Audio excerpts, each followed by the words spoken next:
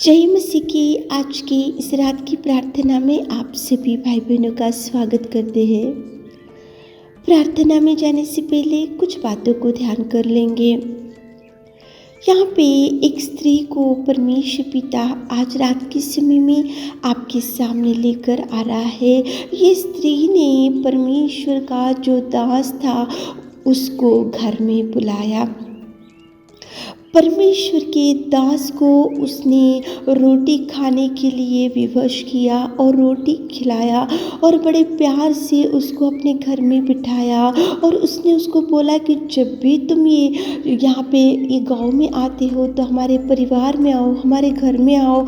और ये स्त्री ने उसके लिए एक कोठरी बनाई और उसके लिए खाट बना रखा वो कोठरी में, और मेज रखा और कुर्सी रखा और एक दीवट रखा।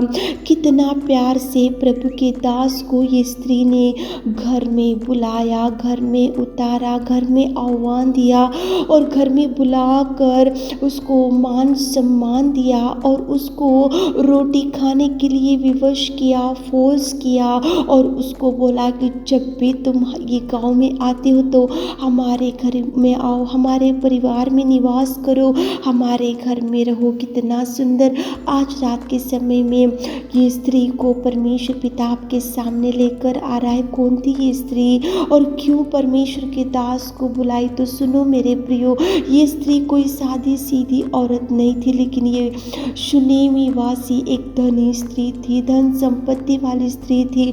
देखो उसके पास सब कुछ था, उसको उतना कुछ काम भी नहीं था कि एक प्रभु के दास को बुलाकर घर में बिठाकर रोटी खिलाकर उसके लिए कोठरी बनाकर उसके लिए इतना मान सम्मान करने का भी उसको कोई उतना ज़रूरी नहीं था। लेकिन ये स्त्री में अपन सीखने की ये बात थी कि ये तो धन संपत्ति देकर वो अपने आप को बड़ाई करते हुए नहीं बैठी। उसका धन संपत्ति देकर ये प्रभु के दास से मुझे क्या काम है, मैं क्यों ये प्रभु के दास को बुलाऊं, ऐसा उसने नहीं सोचा। लेकिन एक तो दीन बनी, एक तो उसकी धन संपत्ति को उसने बाजू में रखा और एक तो प्रभु के दास को घर में बुलाई, एक तो प्रभु के दास को उसने देखो रोटी खाने के लिए विवश की, प्रभु के दास को उसने मान सम्मान किया और प्रभु के दास को उसने कितना रिस्पेक्ट करते हुए उसके लिए कोठरी बनाई और उसकी कोठरी में उसने खाट रखा, मेज रखा, कुर्सी रखा, दीवट रखा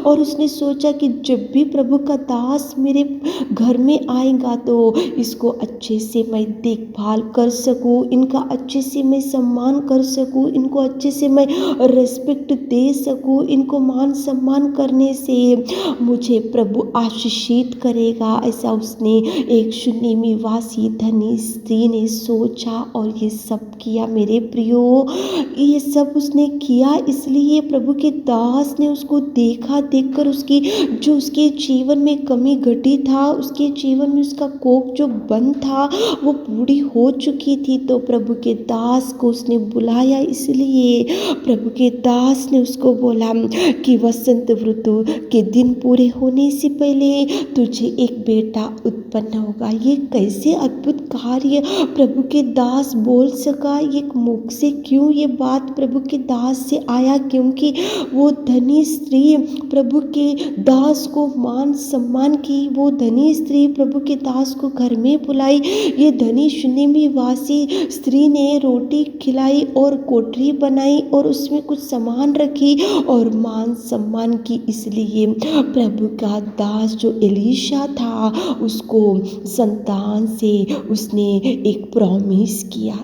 प्रॉमिस के अनुसार उसको एक लड़का उत्पन्न हुआ और वो बीमार हुआ और मर गया। और उसके बाद में ये शूनेमी धनी जो स्त्री थी वो भागकर प्रभु के दास को ढूंढी और ढूंढकर उसको घर में बुलाई और जिस खाट के ऊपर वो सोया हुआ मरा हुआ था वो लड़का, धनी स्त्री का लड़का, तो एलीशा ने उसके लिए रूम में जाकर द्वार बंद कर कर घुटने टेक कर वो शूनेमी वासी के लड़के के लिए प्रार्थना किया। मेरे प्रियो, आज रात के समय में सीखने की ये बात है कि प्रभु के दास को उसने घर में बुलाकर मान सम्मान की। तो उसने जब प्रभु के दास उसको देख सका तो प्रभु के दास को मालूम हुआ कि इसको कोई संतान नहीं है। तो प्रभु के दास ने उसको ब्लेस किया, तो उसको संतान हुआ। संतान होने के बाद कुछ बीमारी की वजह से वो लड़का मर चुका। मरने के बाद फिर वो शूनेमी वासी भागकर सेवक को बुलाई एलीशा को, और सेवक आया। आकर उस लड़के के रूम में जाकर द्वार बंद करके यहोवा से प्रार्थना किया, निवेदन किया, घुटने टेका और गिड़गिड़ाया। तो उसी घड़ी शूनेमी वासी का लड़का मुर्दे में से बाहर आया, मुर्दे में से उठकर खड़ा हो गया, मुर्दे में से वो जिंदा हो गया। कितना सुंदर आज रात के समय में धनी शूनेमी वासी के जीवन से प्रभु आपसे बात कर रहा है। मेरे प्रियो, प्रभु के दास को घर में बुलाते जाओ, प्रभु के दास को आपकी समस्या बताते जाओ, प्रभु के दास को आप मान सम्मान करते जाओ, प्रभु के दास को आप रिस्पेक्ट देते जाओ। प्रभु के दास जब आएगा तो आपकी समस्या देखेगा, देखकर वो प्रार्थना करेगा। प्रार्थना करने से प्रभु आपके जीवन में कार्य करेगा। कार्य करने से आप खुशियों का जीवन जी सकते हो। यहाँ पे देखो, उसने बुलकर मान सम्मान की, तो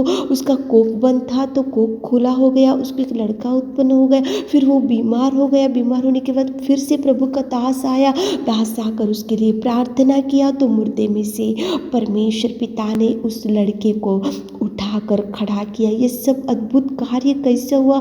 जो धनी स्त्री शूनेमी वासी थी, उसका जीवन प्रभु आपके सामने लेकर आ रहा है। उसके जीवन में उसने बहुत कुछ किया, इसलिए प्रभु उसको नहीं छोड़ा, प्रभु के दास ने उसको नहीं छोड़ा। प्रभु के दास उसके लड़के के लिए आंसू बहा सका, प्रार्थना कर सका। मेरे प्रियो, प्रभु के दास को बुलाते हुए प्रार्थना करा लो। आपकी समस्या उनको बताओ, आप उनको मान सम्मान करो। वो लोग आएंगे तो आपको ब्लेस करेंगे, वो लोग आएंगे तो आपके लिए आंसू बहाएंगे, वो लोग आएंगे तो आपके बारे में सोचेंगे, वो लोग आएंगे तो वो लोग आपके लिए घुटने टेक कर, प्रभु की ओर देखकर घुटने टेक कर प्रार्थना करेंगे। वो लोगों को बुलाते जाओ। शूनेमी वासी ने बुलाया और जो प्रभु का दास एलीशा था, उस मुर्दे के लिए प्रार्थना किया और ये सब अद्भुत कार्य हो सका। मेरे प्रियो, आप भी घुटने टेको। एलीशा ने मुर्दे के लिए प्रार्थना किया। एलीशा जो प्रभु का दास था, एक मुर्दे के लिए गिड़गिड़ाया।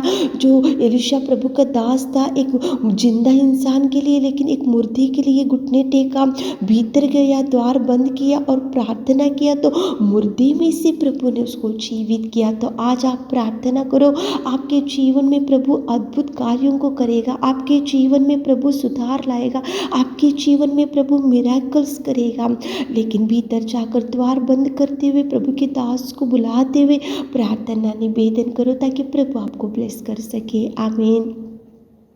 हे मेरे खुदावंत प्रेमी दयालु पिता परमेश्वर, आपकी उपस्थिति में इस रात के समय में आते पिताजी, कितने भाई बहन लोग इस वीडियो में बैठे हुए पिता, इस वीडियो को सुन रहे पिता, उनकी हर इच्छा को पूरा कीजिए पिताजी। आप एक मुर्दे के लिए एलीशा ने जैसे प्रार्थना किया तो आपने सुना, मुर्दे में से उसको उठाया पिताजी। हमारे प्रिय भाई बहनों के जीवन में भी अनेक प्रकार के कार्यों को कीजिए, अनेक प्रकार के अद्भुत कार्यों को कीजिए पिता। रात के सारे आशीषों से हमारे प्रिय भाई बहनों को भर दीजिए। छोटी सी प्रार्थना आपकी मीठे और मधुर नाम से मांगते खुदा, आमीन।